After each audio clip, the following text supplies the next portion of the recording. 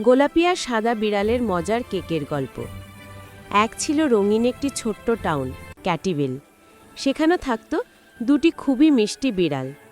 একজন গোলাপি বিড়াল, লীলা, যে সবসময় হাসি খুশি নতুন কিছু বানাতে খুব ভালোবাসে। আরেকজন সাদা বিড়াল, মিনু, যে খুব মিষ্টি আর দুষ্টু স্বভাবের। একদিন লীলা একটি দারুণ আইডিয়া পেল। সে বলল, মিনু, আজ আমরা নিজেরা একটা বড় স্ট্রবেরি কেক বানাবো। মিনু খুশিতে লাফ দিয়ে বলল, ইয়ে, আমি স্ট্রবেরি রাখব। দুজনে মিলে রান্নাঘরে ঢুকল। লীলা কেক মেশাচ্ছিল আর মিনু বারবার স্ট্রবেরি চুরি করে খাচ্ছিল। লীলা বলল, আর স্ট্রবেরি খাওয়া যাবে না, এগুলো কেকের জন্য।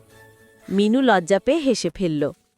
শেষে দুজনে মিলে একটা সুন্দর গোলাপি সাদা কেক বানালো।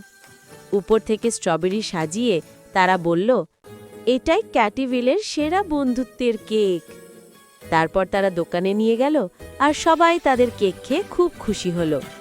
লীলা আর মিনু হাত ধরে, অবশ্যই বিড়ালের থাবা, বলল, বন্ধু থাকলে যে কোনো কাজই মজার হয়ে যায়।